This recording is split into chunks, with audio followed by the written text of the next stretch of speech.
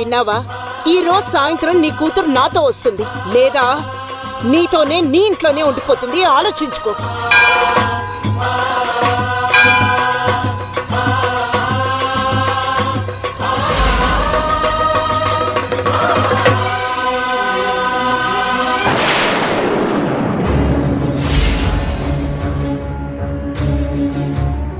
వినిపిస్తున్నాయా శివయ్య? నేను కొట్టిన గుడి గంటలు వినిపిస్తున్నాయా? నా గుండె మంట తెలుస్తోందా? కాలిపోతుంది శివయ్య, నా మనసు కాలి బూడిదైపోతున్నది. నాతో అయితే లేదు, తట్టుకొని నిలబడు నాతో అయితే లేదు. తుఫాన్లో చిక్కుకున్న పిట్ట లెక్క గిలగిలా కొట్టుకుంటున్న శివయ్య. పిల్లవిలా ఏడుస్తున్నానయ్యా, నీ కానొస్తలేదా? నా కన్నీళ్ళు నీ కళ్ళకి కానొస్తలేదా? నా ఏడుపు నీకు వినిపిస్తలేదా? ఎందుకు ఎందుకు నా చిన్న బతుకి ఇలా పరీక్షలు పెడుతున్నావు? ఎందుకు నా చిన్న చిన్న ఖుషీలను దూరం చేస్తున్నావు? ఎందుకు ఎందుకు ఇట్లా నన్ను ఆగం చేస్తున్నావు? ఎందుకు ఇట్లా నన్ను సతాయిస్తున్నావు? నేనేం పాపం చేసినా, నీకేం తక్కువ చేసినా దినావు నీ తానికొచ్చి మొక్కుతలేదా? పూజలు చేస్తలేదా? నిన్ను నమ్ముకున్నందుకు ఇట్లా ఆటలాడతావా? నన్ను ఏడిపించి నవ్వుకుంటావా? ఏంది శివయ్య ఇదంతా? నా మంచితనం నీకు కూడా లోకం అయిపోయిందా? వరాన్ని ఇచ్చినట్టే ఇచ్చి గుంజుకుంటావా? నేను మురిసిపోయే లోపు నా ఆశల మీద నీళ్లు చల్లుతావా? ఏమి నాటకాలు ఆడతావా స్వామి నువ్వు? నీ ప్రతాపం అంతా నాలాంటి బలహీనుని మీద చూపిస్తావా? నా బిడ్డ నా పానమని నీకు తెలుసు కదయ్యా. ఈ అయ్య పక్కకు లేకుంటే నా బిడ్డ ఉండలేదని నీకు తెలుసు కదా. నా మీద జాలితోని నువ్వు గొప్ప మనసు చేసుకున్నావే. నా బిడ్డతో పాటు నన్ను కూడా వాళ్ళింటికి తీసుకుపోతానని నా అల్లుడితో మాట ఇప్పించినవే. సంతోషంతో నీకు పొర్లు దండాలు పెట్టిన, గంటలోనే గొప్ప ఫిట్టింగ్ పెట్టినావు కదా స్వామి. గా మాలినీదేవమ్మ నా బిడ్డతో నన్ను రావద్దంటోంది. నేను గిట్లా వస్తే నా బిడ్డ అత్తారింటికి రావద్దంట. ఇదెక్కడి న్యాయం స్వామి?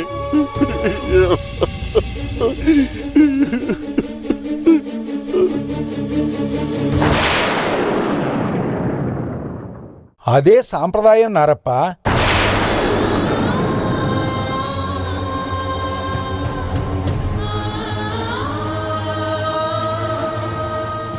నీ కూతురు అంటే నీకు ప్రేమ కాబట్టి మాలినీదేవి గారి మాటలు నీకు తప్పుగా అనిపించాయి, చేదుగా వినిపించాయి. పెళ్ళైన కూతుర్ని అత్తారింటికి పంపటమే తప్ప ఆమె వెనకాలే తండ్రి అత్తారింటికి వెళ్లడం సాంప్రదాయం కాదు నారప్ప. ఏందయ్యా సాంప్రదాయం? ఎవడు ఆడపిల్ల లేనోడు పెట్టుంటాడు, కూతురు ప్రేమ తెలియనోడు పెట్టుంటాడు. కొడుకు తల్లితానుడు ఒప్ప, నాయన కూతురు కాడుంటే తప్ప. ప్రేమ ఎవరికైనా ప్రేమే పంతులు. మాలినీదేవమ్మకి ఆమె కొడుకు మీద ఎంత ప్రేమున్నదో నా బిడ్డ మీద నాకు అంతకంటే ఎక్కువ ప్రేముంది. కొడుకు ఆమె తాననే ఉండాలని ఆమె ఎట్లా అనుకుంటుందో, నా బిడ్డ తానే నేను ఉండాలని నేను కూడా గట్లనే అనుకుంటున్నా. నువ్వు అనుకోగానే సరిపోతుందా నారప్ప? అది పద్ధతి కాదు. ఏ క్షణంలో అయితే ఆడపిల్ల తండ్రి అల్లుడి కాళ్లు కడిగి కన్యాదానం చేశాడో ఆ క్షణం నుండే ఆ తండ్రి బిడ్డ మీద హక్కు కోల్పోతాడు. కేవలం చుట్టంగా మాత్రమే మిగిలిపోతాడు. ఎట్లయితే స్వామి, ఎట్లయితది? 20 ఏళ్లు గుండెల మీద పెంచిన ప్రేమకి విలువ లేదా? అల్లుడు కాళ్ళు గడిగినంత మాత్రాన కూతురు మీద ప్రేమకి నీళ్ళు విడిచిపెట్టాలా? నీ కూతురు మీద ప్రేమని ఎవరు విడిచిపెట్టమన్నారు? నీ గుండెల్లో దాచుకో. దూరం నుండి నీ కూతురి అదృష్టాన్ని చూసి మురిసిపో. వాళ్ళ ఆనందాన్ని చూసి సంతోషపడు. అది కుదరదు పంతులు స్వామి, కుదరదు. ఎందుకు కుదరదు నారప్ప? నా బిడ్డ నా శరీరంలో ఒక భాగం, దాన్ని నా నుండి ఏరు చేసుడు కుదరదు పంతులు స్వామి. నేనున్న కాడ అది ఉండాలా, అది ఉన్న కాడ నేనుండాలా. అది లేకుండా నేనుండాలనుకున్నా, నేను లేకుండా అది ఉండలేదు. నారప్ప, మనిషికి జీవితాంతం ఎవ్వరూ తోడుగా ఉండరు. అలా ఉంటారనుకోవడం భ్రమ. మనిషికి జీవితాంతం తోడుగా ఉండేది తన గుండె ధైర్యం తప్ప మరొకటి కాదు నారప్ప. వాస్తవానికి దూరంగా ఆలోచించక నారప్ప, గుండె రాయి చేసుకో. ఏంది? గుండె రాయి చేసుకోవాలా? ఈ రాతి దేవుణ్ణి నమ్ముకున్నందుకు గుండె రాయి చేసుకోవాలా? వల్లకాట్లో ఉండే నీ దేవునికి ప్రేమ అనురాగం గురించి ఎట్లా తెలుస్తుంది? బూడిద పూసుకొని తిరిగేటోడికి బంధాల గురించి ఎట్లా తెలుస్తుంది? తప్పు నారప్ప, దేవుణ్ణి నిందించకూడదు. జీవితం అంటే ఇలాగే ఉంటుంది. కావాలి అని ఆశపడ్డది దొరకదు, వద్దు అని భయపడ్డది రాక మానదు. దేనికోసం దేన్ని వదులుకోవాలో తెలిసినవాడే ప్రశాంతంగా బ్రతకగలుగుతాడు నారప్ప. కసంటి ప్రశాంతత నాకొద్దు స్వామి. చిన్నప్పటి సంధి నా బిడ్డ పట్టు పరుపుల మీద పెరగలే, ఈ నాయన భుజం మీద నెత్తి వాల్చుకొని పెరిగింది. ఈ భుజాలు ఇప్పుడు ఈ భుజాలు లేకుంటే నా బిడ్డ బతకలేదు పంతులు స్వామి.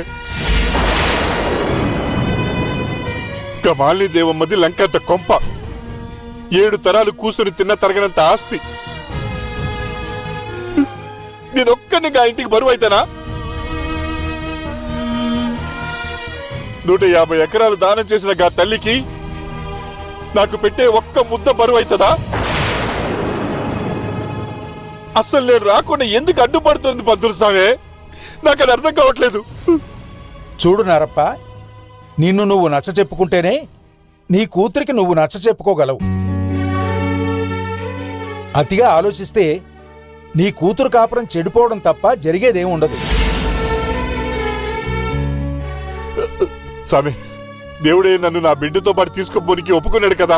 దేవుడయ్య తన మాట నిలబెట్టుకోవాలి అంటే తన తల్లికి ఎదురు తిరగాలి, గొడవ పెట్టుకోవాలి.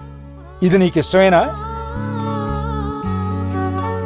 తల్లి కొడుకుల మధ్య చిచ్చు పెట్టి ఆ తర్వాత ఆ ఇంట్లో మీరు ప్రశాంతంగా ఉండగలరా? ఎన్నిసార్లు చెప్పాలి స్వామి? నేను ఎంట పోకుంటే నా బిడ్డ ఆ ఇంటికి పోనే పోదు స్వామి. అది నీకు సమజైతలేదా? నీ మంచి కోరేవాడిగా చెప్తున్నాను. అతి ప్రేమతో కష్టాలు కొని తెచ్చుకోవద్దు. ఆ తర్వాత నువ్వే బాధపడాల్సి వస్తుంది. బాగా ఆలోచించుకో.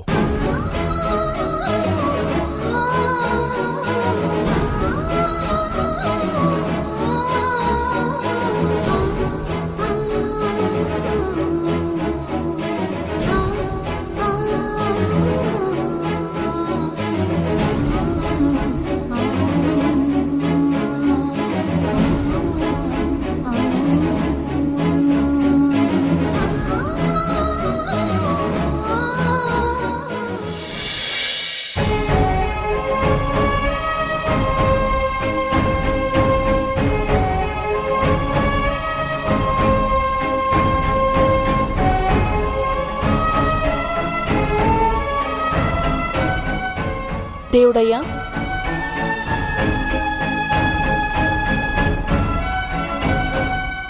చెప్పు. నీకు మా ఇల్లు నచ్చలేదా? ఇంటికేం బానే ఉంది. మరి నేను నచ్చలేదా? ఎందుకలా అడుగుతున్నావు? ఏంలే, ఎప్పుడు చూసినా బయటనే కనిపిస్తున్నావు, అందుకని. ఓ అదా, ఏం లేదు, జస్ట్ నిలబడ్డాను అంతే. మరి మన లగ్గం కాకముందు మస్తు కథలు పడ్డావు. గది కావాలే గిది కావాలే అని అడిగినావు. లగ్గమైనాక గట్ల ముంగి లెక్క ముడుచుకున్నవేంది? ఏమొద్దా?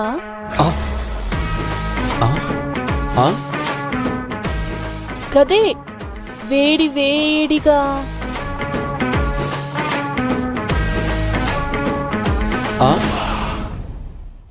సాయ్ సాయ్ వద్దా?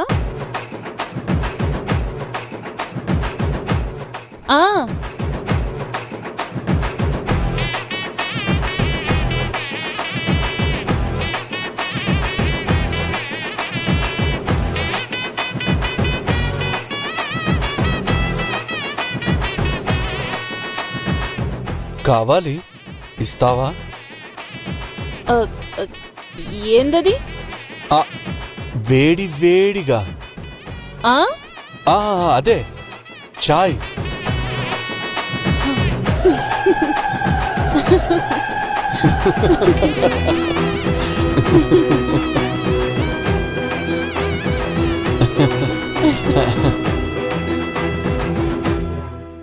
నవ్వుతున్న మీ ఇద్దరిని చూస్తుంటే థ్రిల్లింగ్గా ఉంది. మీ సంతోషం నేను పంచుకోవచ్చా? కుదరదు. ఏ? అది మొగుడు పిల్లలు మాత్రమే పంచుకోవాల్సిన సంతోషం.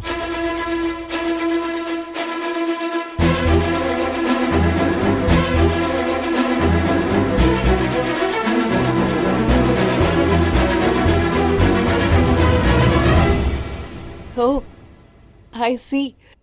అయితే రాంగ్ టైంలో వచ్చానా? సరే, నేను వెళ్ళి వేడివేడిగా చాయ్ పెట్టుకుని తాగుతాను.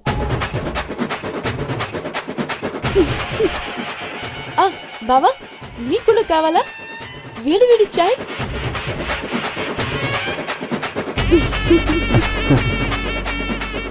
బావా, నిన్నే అడిగేది, వేడివేడి చాయ్ కావాలా? నాకు ఆరాధన ఇస్తుందిలే. ఏ, నేనివ్వకూడదా?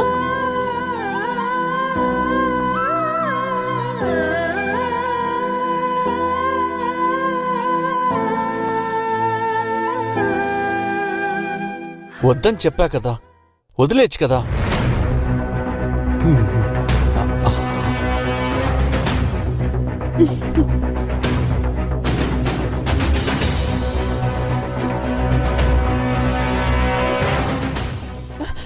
అక్క, ఎందుకు నవ్వుతున్నావు?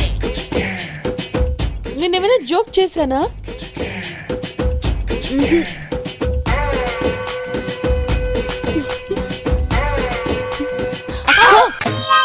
హే, ఎందుకు నవ్వుతున్నావో చెప్తావా లేదా? చెప్తా దీపమ్మా. అయితే చెప్పు మరి.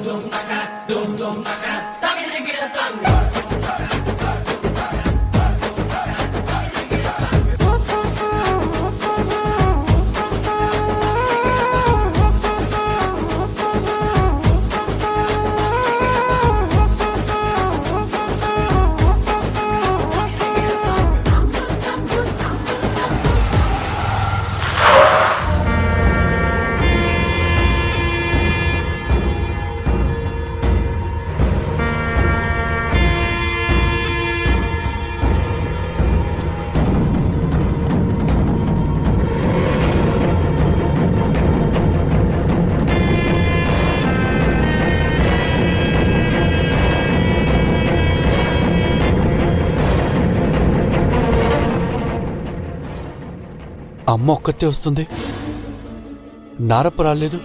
ఏమై ఉంటుంది? బావా, అత్తయ్య మాట్లాడడం లేదు కదా అని వదిలేయడం కాదు.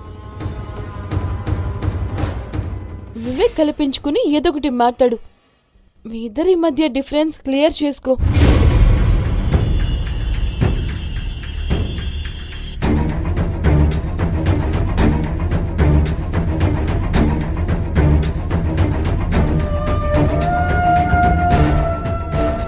అమ్మా, నీతో మాట్లాడాలమ్మా. పక్కకు జరగరా. అమ్మా ప్లీజ్ అమ్మా, మనసులో మాటలు నీకు చెప్పుకునే అవకాశం ఇవ్వు. నీకు చెప్పాలనిపించినప్పుడు నువ్వు చెప్పేది నేను వినాలి, అంతేగాని నాకు చెప్పాల్సిన అవసరం ఉన్నప్పుడు నువ్వేది నాకు చెప్పు, అంతేనా? అది కాదమ్మా, అది కాదు. ఇలా రా. ఎక్కడికి? వదులు. అమ్మా, నేను కావాలని ఏ తప్పు చేయలేదు. అంటే తప్పు చేశానని ఒప్పుకుంటున్నావు కదా? ఆరాధన్ని పెళ్లి చేసుకోవడం కూడా తప్పని ఒప్పుకుంటున్నావు కదా, అవునా కాదా? ఆరాధన్ని పెళ్లి చేసుకోవడం తప్పని ఒప్పుకోవడం కాదు. నీ అనుమతి లేకుండా తన మెడలో తాళి కట్టడం తప్పు అనుకుంటున్నాను. చాలే, ఊరుకోరా. మాటలు బాగా నేర్చావు. అమ్మా, అది అనుకోని పరిస్థితుల్లో జరిగిపోయిందమ్మా. నేను కావాలని చేసింది కాదు. అసలు నువ్వు ఈ ఊరు ఎందుకొచ్చావురా? ఆరాధన్ని నాతో పెళ్లి కోపిద్దామని. మరి నా పర్మిషన్ తీసుకునే వచ్చావా? ముందుగా చెప్తే అడ్డుపడతావని చెప్పలేదమ్మా, అంతే. ఆరాధన్ని పెళ్లి కొప్పించి నీకు ఆ విషయం చెప్పి అప్పుడు ఆరాధన్ని పెళ్లి చేసుకుందాం అనుకున్నాను. నీకమ్మంటే లోకు అయిపోయిందిరా. అలా ఎందుకు అనుకుంటున్నావమ్మా? నువ్వంటే నాకిష్టం, గౌరవం. అదే నిజమైతే, నిజంగానే నేనంటే గౌరవం ఇష్టం ఉంటే ఆరాధన్ దగ్గరకు వచ్చే ముందే నా దగ్గర పర్మిషన్ తీసుకొని ఆ తర్వాతే ఇక్కడికి వచ్చేవాడివిరా. అంతేగాని ఆరాధన్ని ఒప్పించి నా దగ్గరికి రావడం కాదు. అక్కడే తెలిసిపోతుందిరా నేనంటే నీకెంత గౌరవమో. ఒక్క మాట అడుగుతాను, సూటిగా సమాధానం చెప్పరా. ఒకవేళ జరిగిపోయిన మీ పెళ్లి నేను ఒప్పుకోకపోతే ఏం చేసేవాడివి? మా అమ్మ మంచితనం నాకు తెలుసు. నన్ను అర్థం చేసుకుంటుందనే నా నమ్మకం. నన్ను ఇబ్బందుల్లో నెట్టవని అనుకున్నాను. అవునరా, మీ అమ్మ మంచిది కాబట్టి నువ్వు అలసుగా తీసుకుంటున్నావు. నన్నిలా ఇమోషనల్ బ్లాక్మెయిల్ చేస్తున్నావు. అమ్మా ప్లీజ్ అలా అనుకో. ఆరాధన చాలా మంచి అమ్మాయి, అది నీకు కూడా తెలుసు. ఒరేయ్, ఇప్పుడు ఈ విషయం గురించి మనం మాట్లాడుకోవడం జరిగిపోయిన పెళ్లికి మేళం వాయించడం లాంటిదిరా. అమ్మా, నా కొడుకు చేసిన తప్పుకి ఆరాధన్కి శిక్ష పడకూడదు. తన జీవితం నవ్వుల పాలు కాకూడదు. అందుకే మీ పెళ్లికి ఒప్పుకున్నాను. అంతే తప్ప నువ్వు చేసిన పనికి మురిసిపోయి కాదు.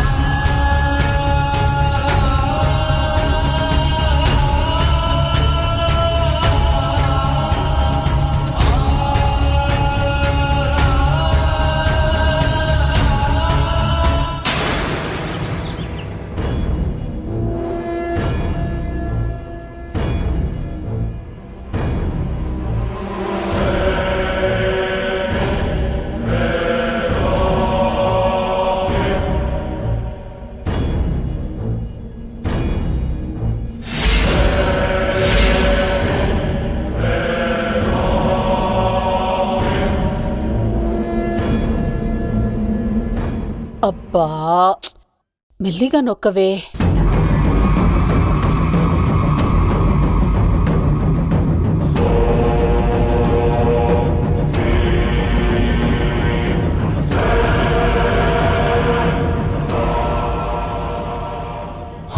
నేను చెప్పిన మాట వినకుండా సమస్యని తల మీదకి తెచ్చుకున్నారు.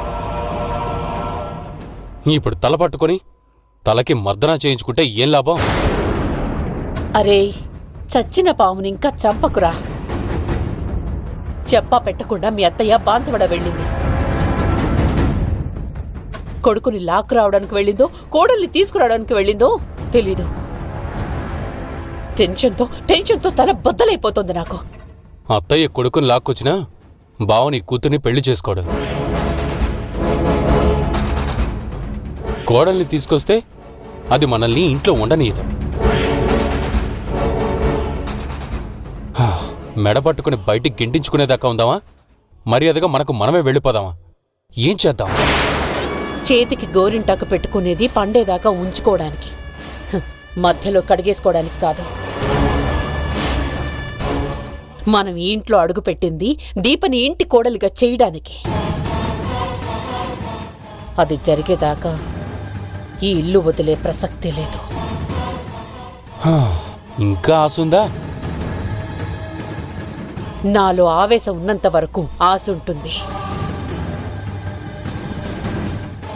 ఒక్కసారి బోర్లా పడినంత మాత్రాన ఓడిపోయినట్టు కాదురా. చేతులు ముడుచుకుని కూర్చోండ్రా. అనుకున్నది సాధించేంత వరకు నేను నిద్రపోను. నిద్రపోనంత మాత్రాన అనుకున్నది సాధించలేం. చూడమ్మా, జుట్టు ముడిపెట్టడాలు, కాళ్లు పట్టుకొని లాగడాలు, బెదిరించడాలు ఇవన్నీ పాత టెక్నిక్లమ్మా. కళ్ళాన్ని నా చేతికివ్వు, గుర్రాన్ని పరిగెత్తిస్తాను. కళ్ళు మూసి తెరిచేలోగా అనుకున్నది సాధించేలా చేస్తాను. అవునా? ఏం చేస్తావురా? బావ కట్టుకున్న పల్లెటూరు దాన్ని కసక్కున పొడి చేస్తాను. అప్పుడు చటుక్కున పోలీసులొచ్చి మన ముగ్గురిని మెడపట్టుకుని జైల్లో గెంటుతారు. రోగం కుదురుతుంది. అమ్మా, ఇలాంటి వెధవ ఐడియాలు ఇచ్చినందుకే మీ నాన్న మీద అరిచాను. నీ ఇష్టం వచ్చినట్టు చేసుకో అని అలిగి ఇల్లు వదిలిపెట్టి వెళ్ళిపోయారు. ఆ? ఏంటి నాన్న అలిగి వెళ్ళిపోయారా? ఆ కంగారేం పడక్కర్లేదు. ఇలాంటివన్నీ ఆయనకు నాకు మామూలే. కోపం తగ్గగానే ఆయనే పాక్కుంటూ ఇంటికొచ్చేస్తారు. అసలు నువ్వు ఏం చేయదలుచుకున్నావు? ఏం చేసినా చేతికి మట్టంటకుండా చేయాలి. మొహానికి మంచితనం ముసుగేసుకొని చెయ్యాలి. మన క్యారెక్టర్ మీద మరక పడకుండా చెయ్యాలి. ఏహే, మూతి కంటకుండా ఐస్ క్రీమే తెల్లాం, చేతికి మట్టంటకుండా మనిషిని అడ్డెలా తప్పిస్తావు? అలా అడ్డు తప్పించటానికి మనిషి కూడా ఉన్నారు. ఇలాంటి విషయాల్లో చేతులు తిరిగిన ఒక ఎక్స్పర్ట్. ఎవరది? ఇంకెవర్రా, నీ పిన్ని చాముండేశ్వరి. చావు ప్లాన్లు వేయటంలో చచ్చేంత అనుభవం ఉంది. ఈ రోజు రేపు ఈ ఇంట్లోకి అడుగు పెట్టబోతోంది. అది నాతో కలిసిందంటే నిప్పుకి నెయ్యి తోడైనట్టే, వానకి గాలి తోడైనట్టే, సముద్రపు హోరుకి సునామీ తోడైనట్టే. చాముండేశ్వరి ఇంట్లో అడుగు పెట్టిందంటే నీ చెల్లెలు ఈ ఇంటి కోడలైనట్టే. పొరపాటున ఆరాధన ఈ ఇంటికొచ్చిందే అనుకో, అది వెళ్ళేది తిరిగి రాని లోకాలకి. ఇది గ్యారెంటీ.